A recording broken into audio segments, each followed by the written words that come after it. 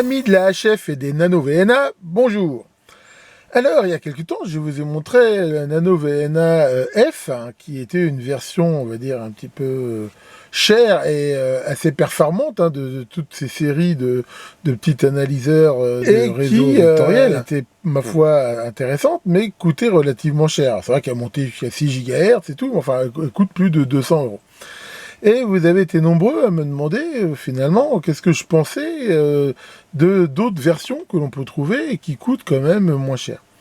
Et donc, je me suis procuré deux autres versions hein, qu'on peut aussi trouver sur Banggood, hein, qui coûtent moins cher, vu qu'on va voir qu'il y en a une qui vaut dans les 40 € et l'autre dans les 60 € à peu près. De toute façon, hein, quand je donne des prix comme ça dans les vidéos, il faut savoir que ça peut vraiment fluctuer dans le temps, parce qu'il peut y avoir des promos, il peut y avoir des ajustements, donc enfin voilà, on va dire que c'est plutôt indicatif. Et donc, ce que je vous propose, c'est de découvrir ces deux modèles et de faire quelques manips avec. Alors le premier, donc c'est le moins cher, hein, il va de 10 kHz à 1,5 GHz, avec apparemment une puissance de sortie qui va jusqu'à moins 9 dBm. Alors c'est pas très fort, enfin bon, d'un autre côté, le but n'est pas de faire de la puissance. Hein. Et il a une dynamique de mesure qui va de 70 dB à 40 dB selon les fréquences. Toutes les caractéristiques, vous les trouverez facilement sur le site. Alors on reçoit cette petite boîte avec ce papier qu'on va voir, l'appareil en lui-même, qu'on peut voir dans ce sachet antistatique. Ensuite, on a un cordon USB-C qui va permettre de le relier à un PC et aussi de le recharger. Il y a une petite batterie dedans. Un autre cordon, cette petite Dragon avec cette espèce de petit, ce qui ressemble un peu à un médiator de guitare. Ça, c'est pour pouvoir manipuler l'écran. C'est quand même plus précis que de le faire avec le doigt. Donc ça, on peut le mettre ou pas sur l'appareil. Ensuite, de façon classique, on a ces trois bouchons. Je rappelle, un qui est ouvert, l'autre 50 ohms et l'autre en court-circuit, qui, comme je vous l'ai déjà montré, permettent de faire la calibration, qui est quelque chose de très important. Hein. Si on ne fait pas bien la calibration, les mesures sont vraiment fausses.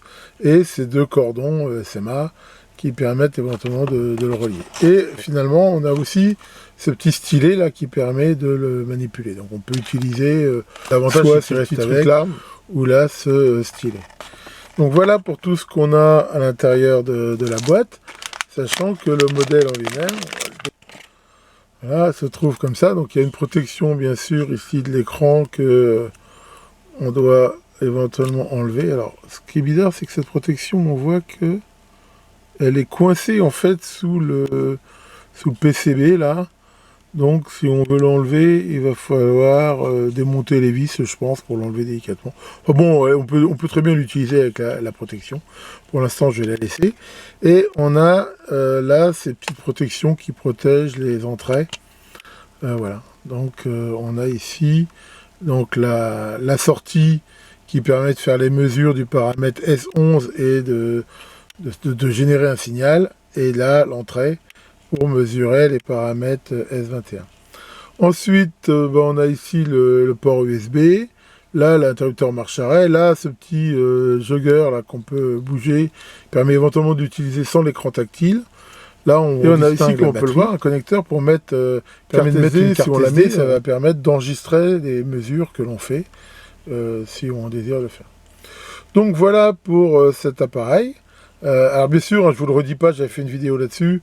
Vous pouvez, si vous voulez faire durer plus longtemps ici les connecteurs, vous pouvez très bien mettre ce qu'on appelle des connecteurs martyrs qui permettent justement d'encaisser, on va dire, les différents montages pour éviter que ça les abîme, hein, comme ça.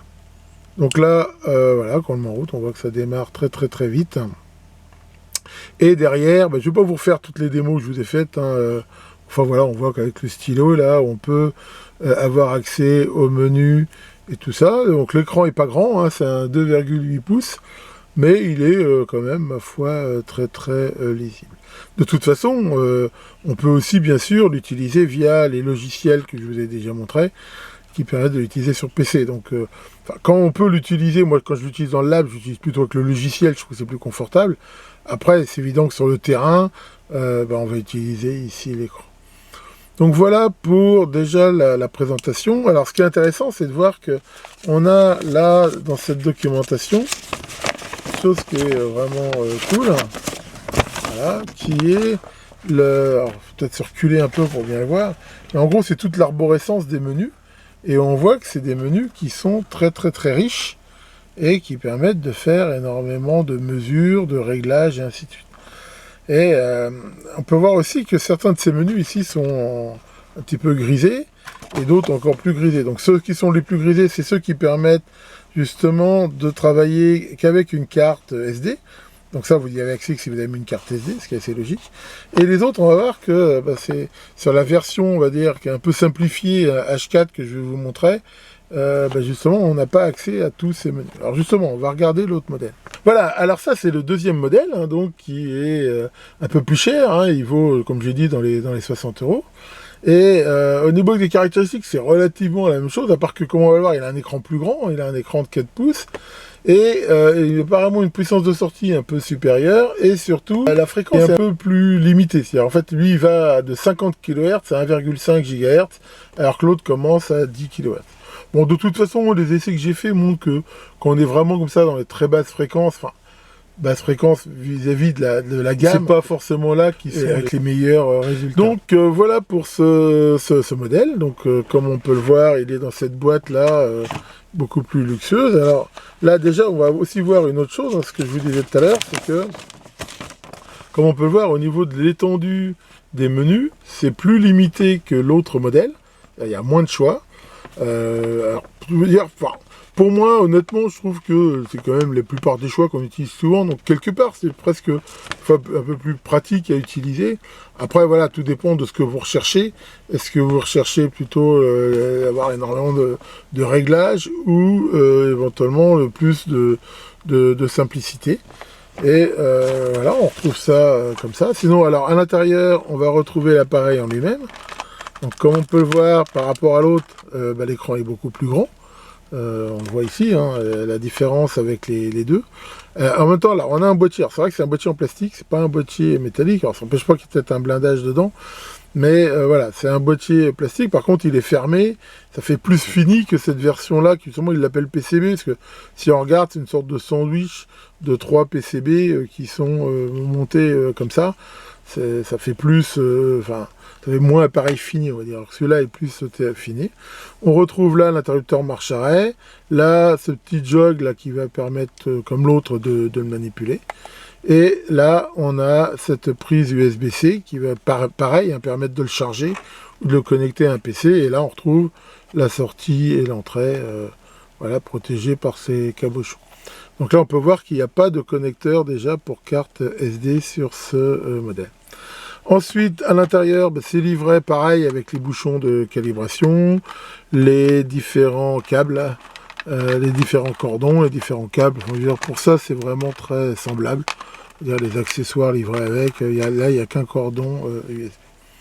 Donc voilà pour ce modèle. Donc il y a quand même l'avantage d'avoir un écran plus grand. Et voilà, quand il démarre, voilà, on peut voir que, pareil, on va retrouver ici les différents menus et les choses comme ça. Donc voilà pour ces deux appareils. Donc en gros, celui-là coûte, on va dire, un peu plus de 20 € de plus que celui-là. Et après, voilà, la question est, est-ce que ça vaut le coup de mettre 20 € de plus? Voilà, en gros, ce que vous allez avoir en plus, c'est un boîtier plus terminé, un écran, on va dire, plus grand, et peut-être moins de fonctions, mais peut-être justement un peu plus de facilité d'utilisation. Donc bien sûr, c'est à vous de voir en fonction de vos besoins. Sinon, au niveau de la façon de les utiliser, de ce qu'ils peuvent faire, c'est relativement similaire, et les deux peuvent être branchés sur un logiciel pour pouvoir faire des mesures. Alors là, je propose de faire une mesure.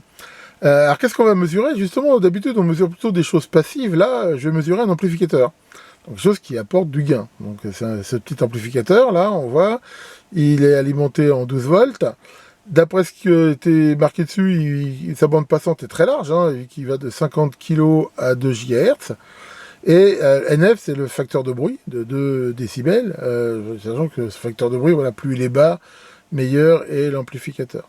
Alors, bien sûr, comme j'ai un peu peur de le saturer en entrée, j'ai rajouté ici un atténuateur de 10 dB dans la boucle ici, ce qui va permettre d'atténuer le signal de façon à pas le générer. Alors bien sûr, comme j'ai déjà expliqué, il va d'abord falloir calibrer le système, et pour le calibrer, on va le faire justement avec tout ce montage-là. C'est-à-dire qu'au fur et à mesure qu'il va le demander, on va mettre ici les bouchons qu'il va nous demander, open, court-circuit, 50 ohms, et pareil, le système, je veux dire, pour calibrer la boucle, là, le through, comme ils appellent ça, de façon à ce que dans les points de calibration, ils prennent en compte le câble, l'atténuateur, et ainsi de suite, ce qui fait que derrière, il mesurera bien que l'ampli. C'est toujours très important de faire ça. En même temps, normalement, j'aurais dû utiliser un atténuateur SMA, ça serait mieux que de prendre ce truc-là.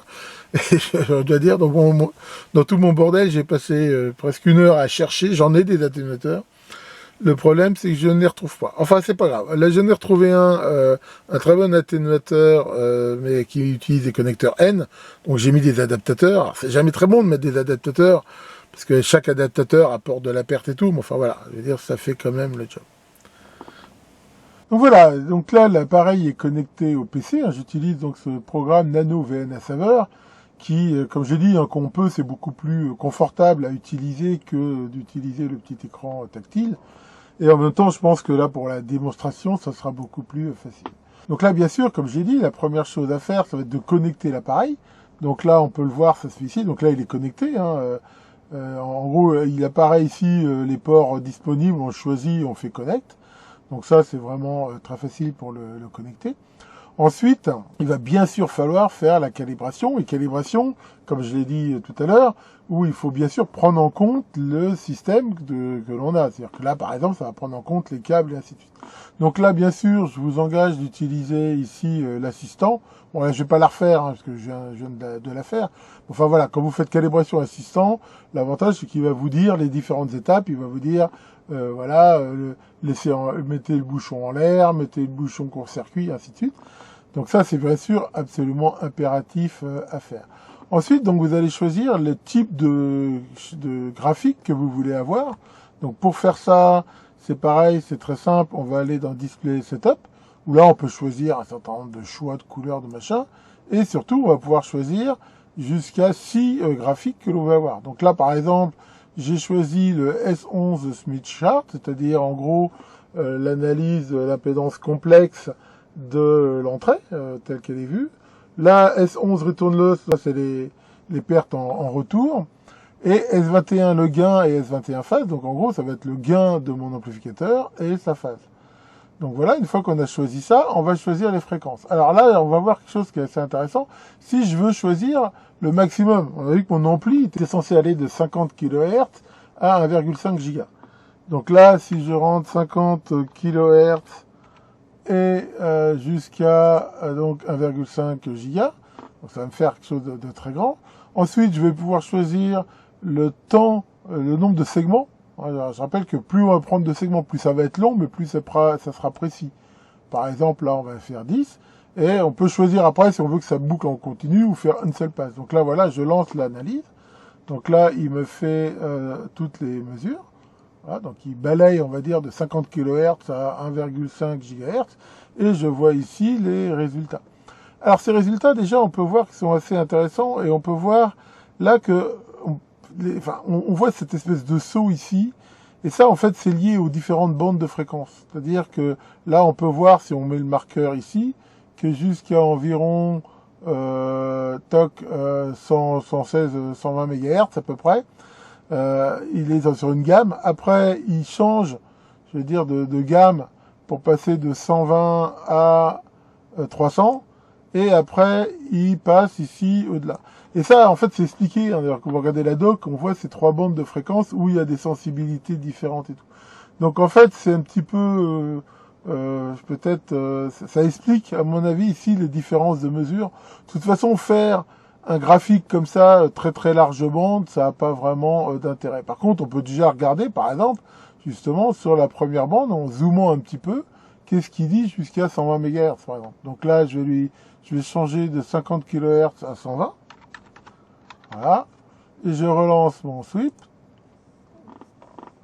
Et là, on va avoir quand même des données beaucoup plus intéressantes, comme ça. Voilà. Donc là, qu'est-ce qu'on peut voir? On peut voir déjà, parce qu'intéressant, c'est le gain de mon ampli. Et là, on peut voir, on peut déplacer ici ce marqueur, on voit les données du marqueur ici, que voilà, j'ai un gain qui varie un petit peu, je veux dire, là, à peu près jusqu'à 29 dB, mais enfin qui varie quand même relativement peu. Voilà, alors, il y a quelques petites ondulations, mais c'est pas trop, c'est relativement constant, et je vois donc j'ai ce gain qui est quand même assez important.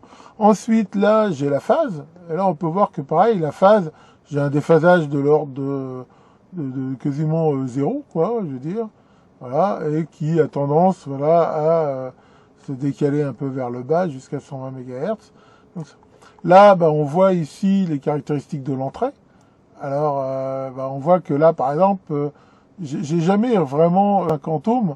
Je rappelle qu'ici, là, on voit que l'entrée se comporte de façon inductive, alors que en bas, là, elle se comporte de façon capacitive. Elle est purement résistive, avec une impédance de 42 ohms aux alentours de 14 MHz. Et après, voilà, on voit que l'impédance varie énormément. Donc voilà, là, les différentes mesures qu'on peut faire. Alors si maintenant on veut regarder plus loin, justement, comme on a vu tout à l'heure, là, si on veut aller justement jusqu'à la gamme d'après, on peut aller par exemple de 300 MHz à 1500 MHz. De toute façon, ce nano VNA ne vont pas plus loin que ça. Voilà. Et là, on va voir ici que déjà, on peut voir que le gain change énormément. On voit que il est de l'ordre que, comme tout à l'heure, un petit peu, enfin là il est un peu inférieur à 20 dB. Là il varie beaucoup plus et il monte ici bizarrement jusqu'à 40 dB, ce qui est une variation énorme hein, de 20 dB. Et là c'est pareil au niveau de la phase, on voit que ça change énormément. Alors bon, après quel est le crédit à apporter quand même à cette mesure, dans la mesure où on peut voir, j'ai mis différents atténuateurs, trucs comme ça. Alors normalement, la calibration les prend en compte, mais voilà, ça joue peut-être quand même un petit peu. Je sais pas exactement en fait dans quelle mesure ça joue. Donc voilà pour cette manip. Alors ce qu'on va faire, juste pour voir, je vais le faire avec l'autre Nano VNA et on va regarder si on retrouve à peu près les mêmes mesures. Donc là, j'ai branché le Nano VNA H4 et j'ai fait, je veux dire, toute la recalibration, hein, bien sûr. Et je relance le balayage. Donc là, toujours de 50 kHz à 1,5 GHz.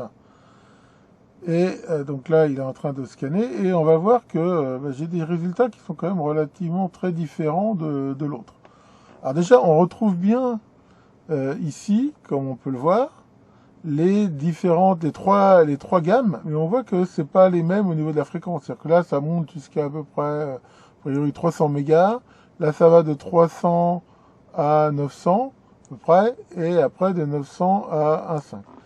Donc on a déjà ici cette différence, et on voit quand même des variations assez importantes. Alors si on refait la même mesure que tout à l'heure, à savoir jusqu'à, combien j'avais fait tout à l'heure, 200 mégas, je crois. Voilà.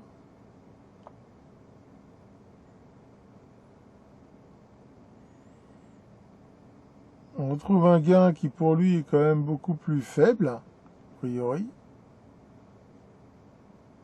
Voilà, et avec une variation qui est relativement plus importante. Alors, on trouve quand même un résultat qui est très très différent de l'autre Nano VNA.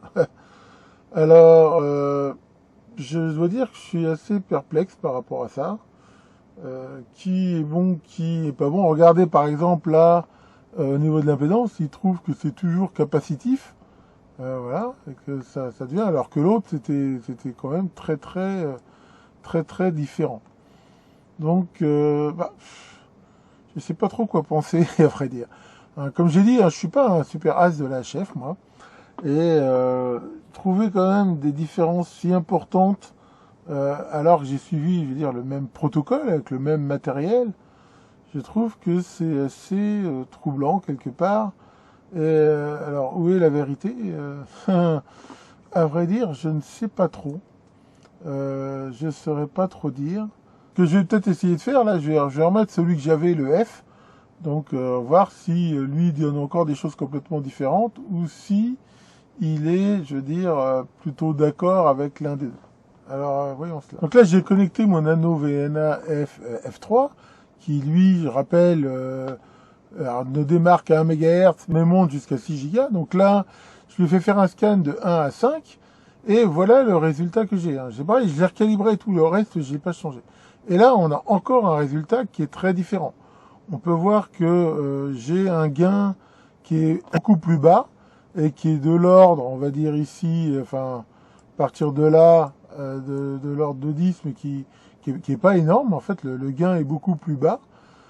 Ici, bah, j'ai aussi une dispersion assez grande.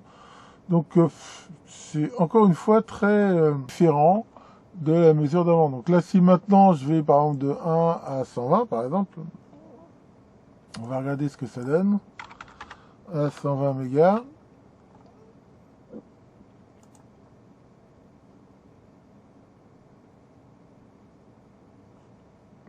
Donc là, je me retrouve encore avec ce saut ici, qui se fait pour une fréquence de, comme on peut le voir là, dans les 20 mégas. Alors que sinon, on peut regarder sur les autres, enfin, on voyait pas de saut pareil. Et là, par contre, j'ai un gain, mais j'ai un gain qui est beaucoup plus faible, qui est de l'ordre de, voilà, à peu près 6-7 dB, quoi. On est très loin des gains qui étaient donnés. Et le tout toujours avec le même montage. Donc, si je résume, 3 nano VNA, 3 montages identiques, le même ampli, les mêmes connecteurs, tout, les mêmes processus de calibration, et 3 résultats très différents. Alors, je sais pas trop comment expliquer ça. La première idée qui me vient, ça serait que les niveaux de sortie soient très différents. Et alors, j'ai pas vu ici si on peut les régler, les niveaux de sortie, pour qu'ils soient tous les mêmes. A priori, je vois pas de réglage ici de... Parce que là, je vois Power, Passband limite, Sweetband. Non, je vois pas. Donc, ce que je vais faire quand même, par acquis de conscience, sur les 3, je vais mettre un oscillo et puis regarder un peu leur niveau de sortie de mesure pour regarder si ils sont, je veux dire, assez similaires ou très différents, ce qui pourrait être, à mon avis, une explication. Alors, faisons cela. Bon, alors j'ai voulu en avoir un petit peu le cornet, comme on pourrait dire. Alors là, j'ai fait une autre manip. C'est qu'en fait, j'ai pris les deux appareils et j'ai fait une mesure de quelque chose qui est complètement passif, à savoir mon atténuateur. Donc mon atténuateur de 10 dB. Et j'ai à chaque fois refait la calibration tout comme il faut. Et ben on va voir, encore une fois, il y a des résultats qui sont relativement similaires, mais quand même avec pas mal de différences. Là, par exemple, j'ai le H4. Donc à chaque fois, j'ai fait la même mesure, c'est-à-dire de 50 kg à 1,5 giga. Voilà, et là on peut voir, donc j'ai bien, en effet, on retrouve bien là une atténuation de 10 dB avec ici quelques pics, et on voit que ça se casse la gueule ici aux alentours quand j'arrive à 1,5 giga. Et là on voit l'évolution de l'impédance qui passe parfois capacitive, parfois résistive, la phase et ainsi de suite. Et là donc exactement la même mesure fait avec le modèle dit PCB, voilà, et là on voit quand même des sacrées différences. On voit qu'on ne retrouve pas ici ces bosses qu'on avait au démarrage. Là, on retrouve cette variation, hein, qu'on retrouve ici aussi un petit peu. Ça, je pense que c'est qu'en fonction de la fréquence, le niveau de sortie change. À mon avis, c'est à cause de ça que ça fait ça.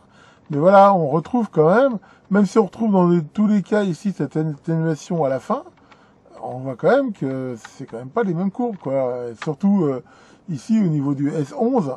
Je veux dire, c'est quand même très très différent.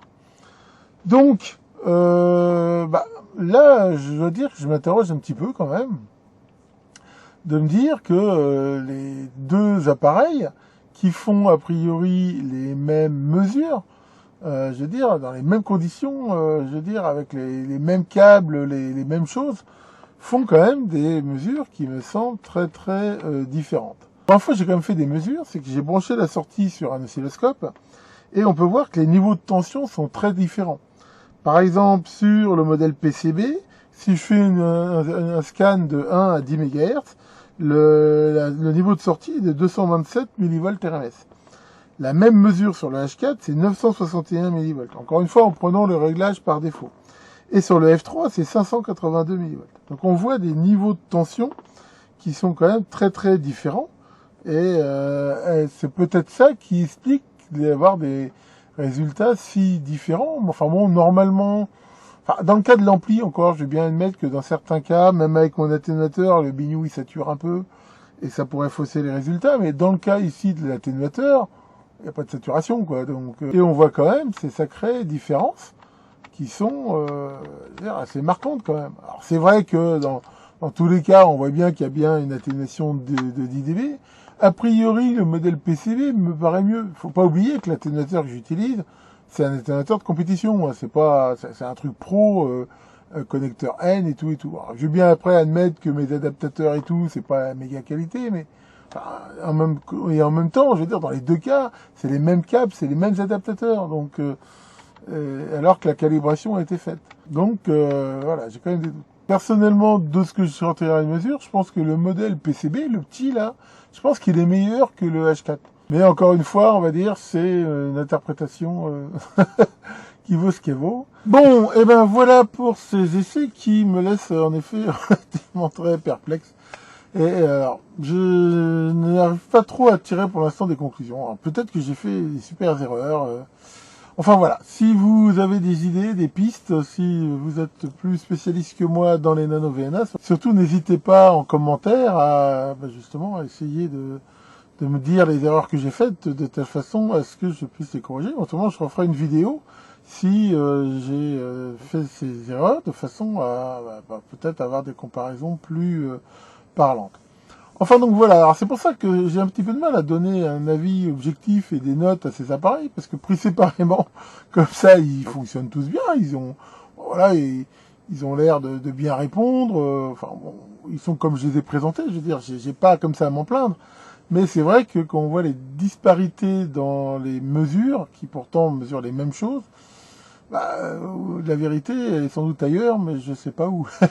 Alors peut-être qu'il faudrait avoir un super VNA Pro qui, lui, par contre, donnerait sans doute peut-être des vraies mesures, ce qui permettrait de se faire une idée. Mais enfin, bon. Je rappelle que les vrais VNA, les VNA, je veux dire, professionnels et tout, ça coûte des dizaines de milliers d'euros et que je n'en dispose pas. Enfin, voilà pour ça. Donc, comme d'habitude, je mettrai quand même en commentaire de la vidéo les liens de ces appareils. Qui de toute façon, à mon avis, peuvent quand même être utilisés, surtout peut-être sur des fréquences plus basses. À mon avis, ça donne une idée éventuellement de ce qu'on mesure, mais enfin voilà, avec quelle justesse, j'ai encore des doutes par rapport à ça. Voilà pour cela. Bon, alors sinon, déjà, je tiens tous à vous remercier, parce que dernièrement, j'ai dépassé les 60 000 abonnés sur ma chaîne. Donc voilà, merci à tous de votre fidélité, de votre intérêt pour ce que je fais. Je reconnais, comme j'ai déjà dit, que quand j'ai commencé ça, ça fait maintenant quand même un petit moment, mais je m'attendais pas du tout à ce succès. Donc merci à vous tous. Je ne peux rien dire d'autre et vous souhaiter bien sûr de continuer. Et pour info, j'ai pas l'intention d'arrêter. L'année prochaine, je suis à la retraite. Je pense que je pourrais même faire sans doute d'autres vidéos que j'ai envie de faire, mais que je fais pas actuellement. Manque de temps.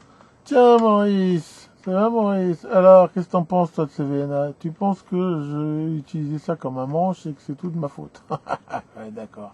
Toujours sympa. Moi, quand je te vois, je pense que des gens comme toi, c'est un peu comme les trésors, quoi. Tout ce qu'on veut, c'est les enterrer. Allez, là-dessus, que le grand VNA vous fasse de belles mesures et à bientôt pour de nouvelles vidéos.